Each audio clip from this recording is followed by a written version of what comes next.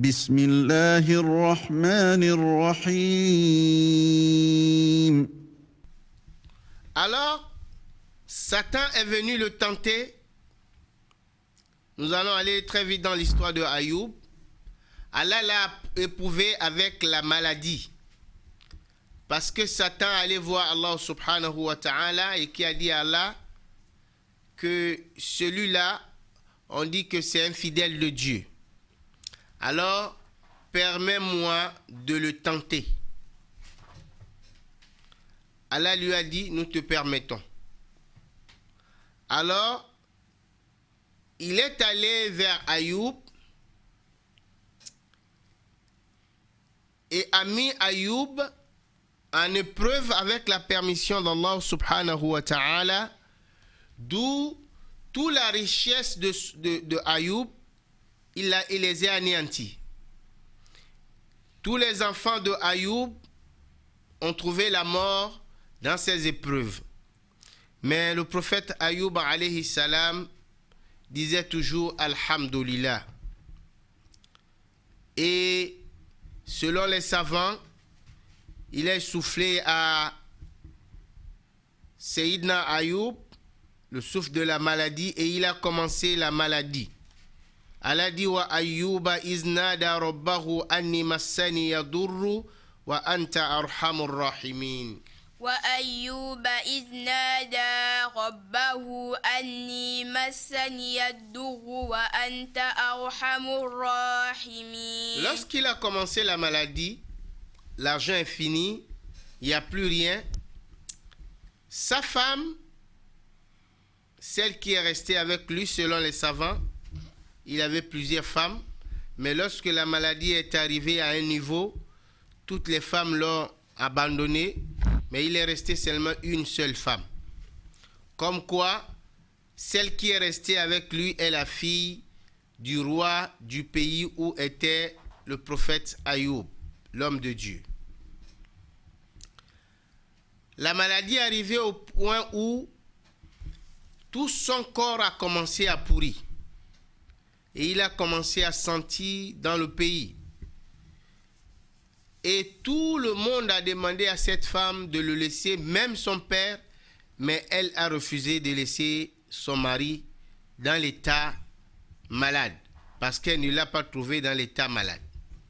Qu'Allah nous donne les femmes bénies. Amen.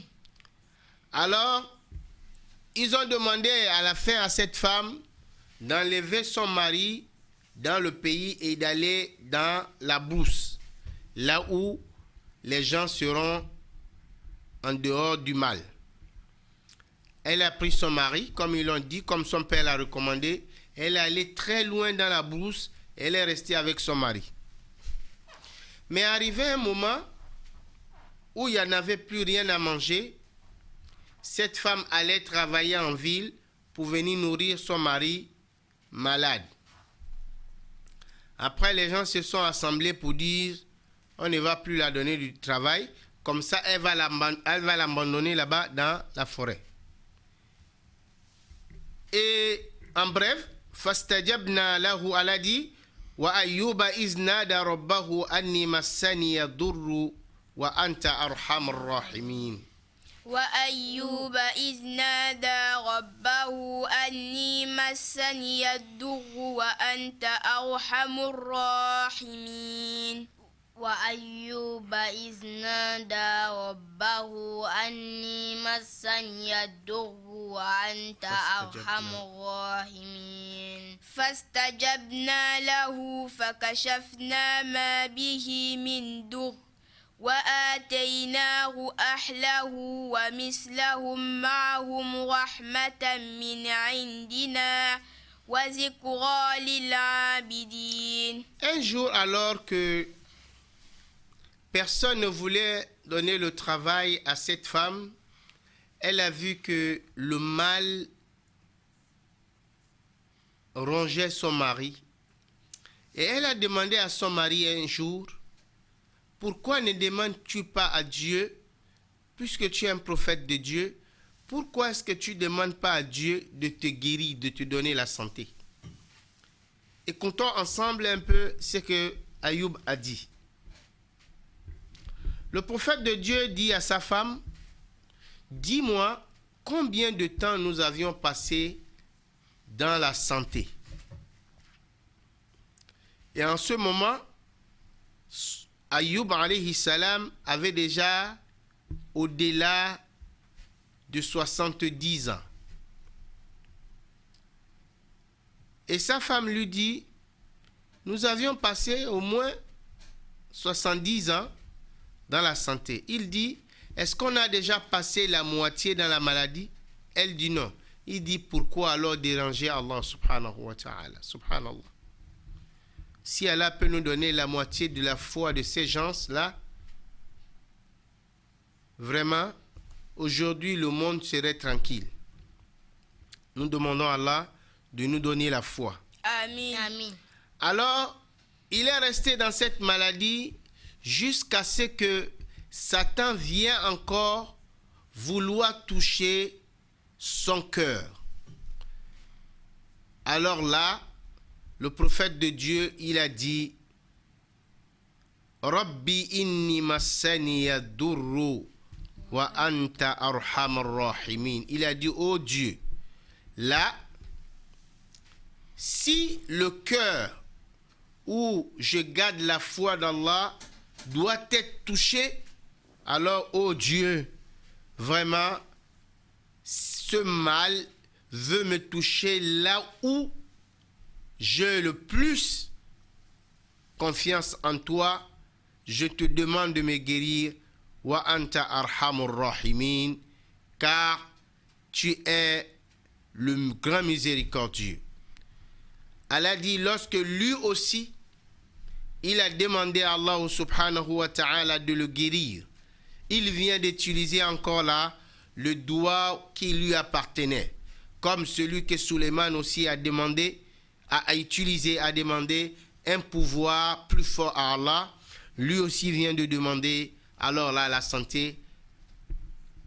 Il vient de demander à Allah subhanahu wa ta'ala de le sauver de la main de Satan. Allah dit, fastajabna lahu. فاستجبنا له فكشفنا ما به من ضر. Allah dit, à la minute qu'il a demandé cela, nous avions exaucé son doigt, fakashafna ma bihi min durri, et nous l'avions enlevé tout le mal, toute la maladie qu'il avait en lui, nous l'avions enlevé à la minute et nous l'avions rendu la santé. وآتيناه أهله. Sa famille qu'il a perdue, ses biens qu'il a perdus, nous l'avions rendu ça en même temps. ومثلهم معهم رحمة من عندنا. رحمة من عندنا.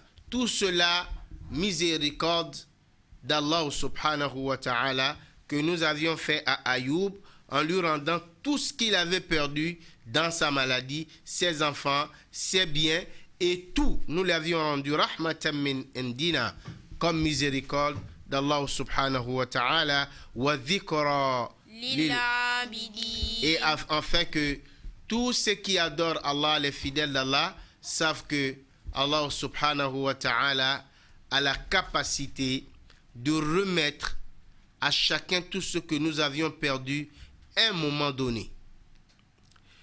Pour nous dire d'avoir confiance à Allah subhanahu wa ta'ala, de ne pas nous décourager, quel que soit ce qui arrive à l'homme de Dieu, aux musulmans que nous sommes, aux croyants que nous sommes, ne jamais se décourager. Même si c'est la maladie qui a fait en sorte que vous avez perdu tout, ne jamais se décourager. Avoir confiance en Allah subhanahu wa ta'ala et ne jamais laisser le doigt. Invoquer Allah abondamment, matin, midi et soir. Invoquer Allah, montrer à Allah que nous sommes faibles, qu'il n'y a que lui qui est fort. À un moment donné, Allah subhanahu wa ta'ala viendrait nous remettre comme nous étions et nous sauver du mal que nous avions. C'est pourquoi Allah a dit wa zikra lil abidin fastajabna lahu فاستجبنا له فكشفنا ما به من ضر وآتيناه أهله ومثلهم معهم رحمة من عندنا وذكرى للعابدين. Tout ce que nous disons, Allah dit, tout ce que nous avions dit des prophètes, que ce soit Suleiman ou Daoud, ou des prophètes avant lui, ou même Ayoub, qui est tombé malade et que nous avions guéri et nous l'avions rendu tout ce qu'il a perdu, c'est pour rappeler aux croyants qu'Allah peut faire de même pour nous. Il suffit d'avoir confiance. Wa Ismaïl. وإسماعيل وإدريس وذا الكفل كل من الصابرين وأدخلناهم في رحمتنا إنهم من الصالحين. Allah dit wa Ismaïl. De même le prophète de Dieu Ismaïl, fils d'Ibrahim. Nous avions parlé de Ishaq ici, père de Yacoub, qui est le fils de Ibrahim, qui vient de sa femme Thara, sa première femme. Mais Ismaïl est le fils de Ibrahim, qui vient de sa femme Hajar. Et c'est lui qui est le grand-père du prophète Mohammed sallallahu alayhi wa sallam. Allah dit de même, nous l'avions éprouvé. Wa Idris, et le prophète de Dieu Idris avant eux, nous l'avions éprouvé. Wa Zal-Kifl, et Dhul-Kifl, kullum min as-sabirin. Nous les avions éprouvés et ils ont patienté et nous sommes revenus vers eux et nous les avions fait miséricorde. Naam. وأدخلناهم في رحمتنا. Et nous les avions mis dans nos miséricordes. وَأَدْخَلْنَاهُمْ فِي رَحْمَتِنَا إِنَّهُمْ مِنَ الصَّالِحِينَ. Car ce sont des bienfaiteurs. Tout ce qu'on demande ici aux musulmans, aux croyants, aux hommes, c'est être quelqu'un de bien. Faire le bien, n'est pas faire le mal. Naam. وذا النون إذ ذهب مغاضبا وذا النون إذ ذهب مغاضبا فظن أن لن نقدر عليه.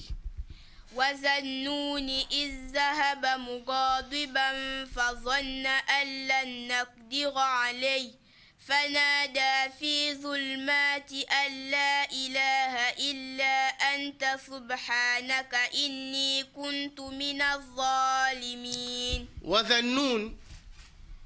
Là, nous allons parler du prophète Yunus. Allah lui a appelé dans le Coran ici, dans ce verset, Dhannoun. Mais son nom, c'est Yunus. Le prophète que le poisson a avalé. Le prophète Yunus a prôné la parole d'Allah subhanahu wa ta'ala, a demandé à son peuple, comme les premiers prophètes l'ont fait, d'obéir aux lois d'Allah subhanahu wa ta'ala, et ils ont refusé. Ensuite, Allah lui a dit, dis à ton peuple que dans 3 jours, le châtiment d'Allah va descendre. Le prophète de Dieu en colère, comment est-ce qu'on vous parle de Dieu, vous ne comprenez pas, jusqu'à ce que Allah subhanahu wa ta'ala décide d'envoyer son châtiment. Il les a dit, attendez, Allah a dit, dans 3 jours, son châtiment va arriver, mais moi je ne serai pas là. Il s'est fâché, il a pris la mer. Allah dit, وَذَنُّونَ إِذْ ذَهَبَ مُغَاضِبًا. Il est parti de ce son peuple, il les a laissés fâchés. Fâchés pourquoi? Ce n'est pas qu'il a désobéi à Allah. Parce que lorsque nous partons dans le livre des Juifs, on en trouve d'autres choses. C'est parce qu'il les a parlé de Dieu, mais il a vu qu'ils n'ont pas compris. Tout ce qu'Allah les demande de faire de bien, ils refusent, ils ne font que faire du mal, jusqu'à ce qu'Allah subhanahu wa ta'ala décide de venir les voir avec son châtiment. C'est là où il était fâché que voilà, vous allez voir parce que vous n'avez pas voulu comprendre, vous allez voir la colère d'Allah. Allah dit, il a laissé son peuple, et il est parti fâché. فظن أن لن نقدر عليه فنادى في ظلمات أن لا إله إلا أنت سبحانك إني كنت من الظالمين. فظن أن لا نقدر عليه. Elle a dit, lorsqu'il a pris le bateau et il s'est mis à partir, quoi? Il croyait que ce châtiment qui allait arriver dans son pays là ne pouvait pas arriver sur la mer. Ça c'est juste pour nous parler, ce n'est pas que le prophète de Dieu Younous a fait cela exprès, non. Allah voulait seulement nous dire, si quelque chose veut se passer dans ton pays et que tu fuis, tu vas loin, la chose va t'arriver là où tu es. Il vaut mieux rester à régler cette chose dans ton pays que de fuir. C'est pourquoi le prophète a dit, lorsque vous êtes dans un pays et une maladie arrive, restez-y. Priez Dieu jusqu'à ce que ce vent se passe de votre pays avant que vous n'allez dans notre pays. Et si ça se passe dans un autre pays, vous entendez ça, n'allez pas jusqu'à ce que ça finisse. Parce que si vous quittez votre pays parce qu'il y a quelque chose de mal ici, vous fuyez, ça risquait de vous trouver. C'est ce qu'Allah voulait nous dire. Allah dit, alors lorsqu'il a pris le bateau, il est parti. Son peuple a senti que, là, l'homme de Dieu n'est plus là. Qu'est-ce qu'il faut faire? Tous ensemble, ils se sont assemblés. Ils ont dit, bon, nous allons maintenant suivre ce que le prophète nous a dit, même s'il est fâché, il est parti. Et ils ont commencé à adorer Allah. Et lorsque le châtiment est arrivé, Allah a dirigé le châtiment vers la mer, là où lui-même il était parti. Alors, il a senti que là, parce que quand le bateau, là où il était, a commencé à vibrer, il a dit aux gens, non, c'est moi qui suis le problème. Et il s'est jeté dans la mer.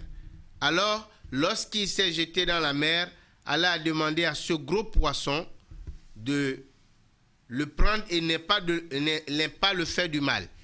Alors, il lui a avalé. Fanada fi zulumati alla ilaha illa anta subhanaka. Allah dit, étant dans le poisson, le prophète de Dieu implorait Allah et il disait, La ilaha illa ant subhanaka inni kuntu minal zalimin. Oh mon Seigneur, il n'y a point de divinité que toi. Gloire à toi, je suis de nom des injustes. Voici l'invocation du prophète Younous. Lorsqu'on a fauté parfois et on rentre dans les problèmes, il nous est demandé, même le prophète Mohammed nous a demandé de réciter souvent ce doua et Allah va nous pardonner et nous sortir de ce problème-là.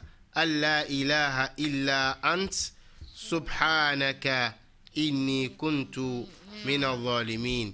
La ilaha illa anta subhanaka inni kuntu minaz zalimin. La ilaha illa anta Subhanaka inni kuntu minaz zalimin. C'est l'invocation du prophète Younous qu'il a sorti du ventre de poisson que nous venons de nous citer là.